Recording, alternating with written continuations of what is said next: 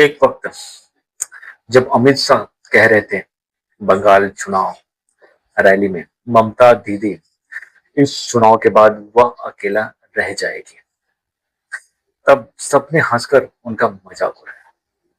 लेकिन 2026 में वह भविष्यवाणी सच में सच हो गया। दोस्तों, बंगाल की राजनीतिक में एक ऐसा तूफान आया है जो 30 साल में नहीं देखा गया। ममता बनर्जी, जिन्होंने लेफ्ट को उखाड़ फेंका, बीजेपी को कई साल तक रोक कर रखा और दीदी बनकर बंगाल में राज किया, आज उनकी अपनी पार्टी टीएमसी दो टुकड़ों में बिखर चुकी है। तो आज की पूरी कहानी कैसे हुआ ये सब, कौन कौन छोड़ गए ममता दीदी को, और क्या दीदी का राजनीतिक कैरियर यहीं पर थम जाएगी, ये सब इस वीडियो में आपको मैं बताने का कोशिश करूंगा। मैं हूं आर.के. शर्मा। दोस्तों, ममता बनर्जी कोई साधारण नेता नहीं थी।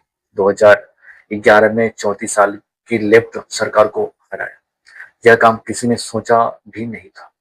2021 में जब पूरे केंद्र सरकार, पीएम मोदी, अमित शाह सब बंगाल में डेरा डाले हुए थे, ममता ने 213 सीट जीतकर सबको चौंका दिया।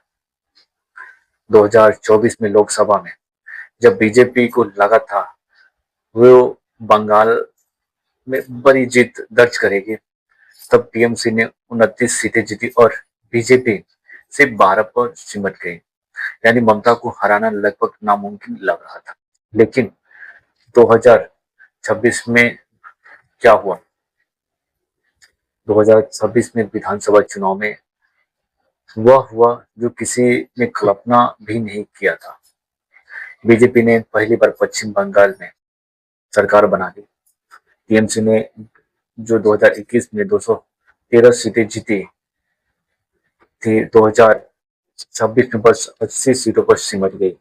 लेकिन असली कहानी यहाँ से शुरू होती है। हार के बाद टीएमसी के अंदर जो विद्रोह फूटा वह और भी खतरनाक था। 3 जून 2026 को टीएमसी के 80 में से 58 नए एमएलए मिलकर एक बड़ा कदम उठाया। उन्होंने स्पीकर को पत्र लिखकर एक्सपेल नेता ब्राता बनर्जी को विधानसभा के विपक्ष का नेता चुन लिया। Mamata Banerjee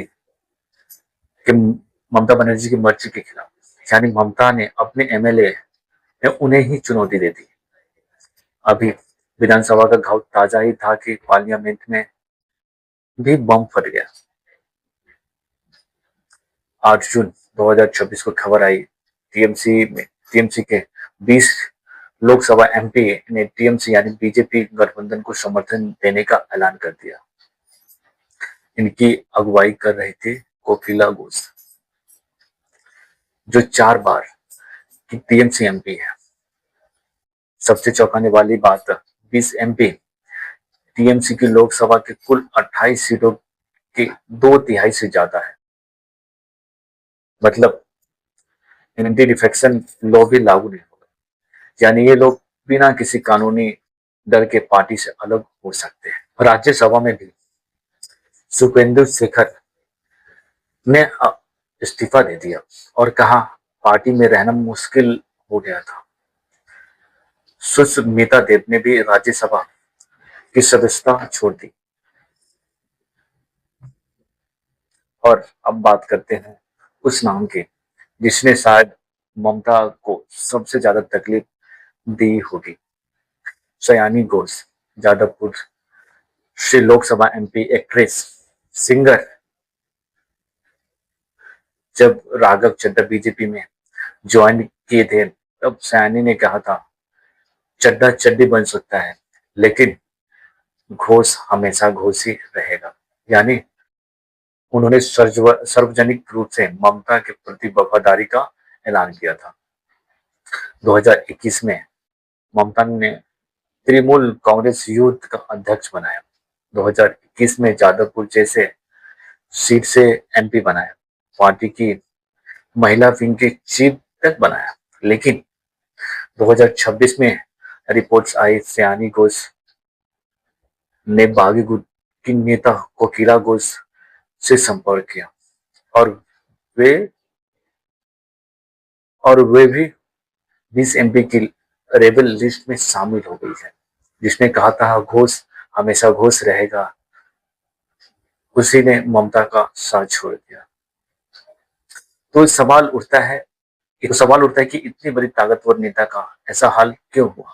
number 1, teacher recruitment scam. Supreme court ने 25,000 से ज्यादा टीचिंग जॉब को रद्द कर दिया। सब 2016 के फ्रॉड रिक्रूटमेंट से जुड़ी थी। एक परिवार की रोटी गई तो 1 करोड़ से ज्यादा लोग प्रभावित हुए। जिस मिडिल क्लास ने ममता को बनाया, उसी का भरोसा टूटा। Number 2, Abhishek Banerjee factor. ममता के भतीजे अभिषेक बनर्जी को लेकर पार्टी के पुराने नेता नाराज थे। पार्टी में एक फैमिली कंट्रोल की भावना घर कर गई थी।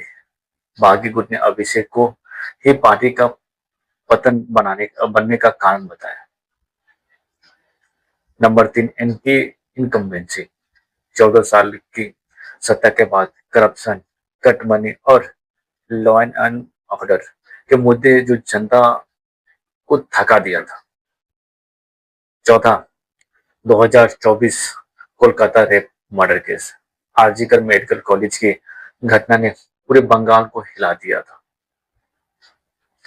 इस पर ममता सरकार की प्रक्रिया ने जनता को गुस्सा और भी बढ़ा दिया।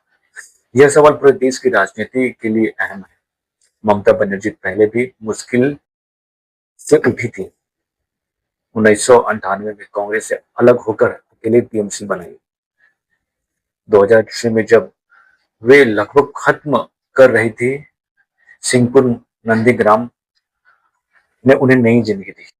लेकिन इस बार फर्क यह है, अब वो सत्ता के बाहर है, पार्टी के बाहर हो रहे हैं और संसद में भी अलग थलग कर रही है। बागी एमएलए कह रहे हैं हम रियल टीएमसी है और ममता दीदी हमारे एडवाइजर रहे।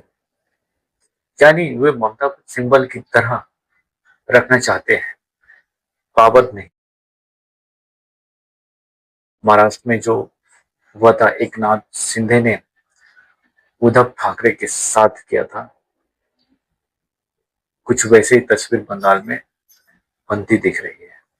दोस्तों, बंगाल की राजनीतिक में एक बार फिर साबित किया है कि कुछ भी परमानेंट नहीं है। जो कल दीदी थे, आज उनकी अपनी पार्टी उन्हें एडवाइजर बनाने के लिए बात कर रही है। ममता बनर्जी वे कोर्ट में जाएगी और वो चुप नहीं बैठने वाली है। लेकिन इस बार की चुनौती शायद उनके पूरे राजनीतिक करियर की सबसे बड़ी चुनौती है। तो क्या आपको क्या लगता है, ममता बनर्जी वापस आ सकते हैं? बताइए कमेंट में अगर पॉसिबल।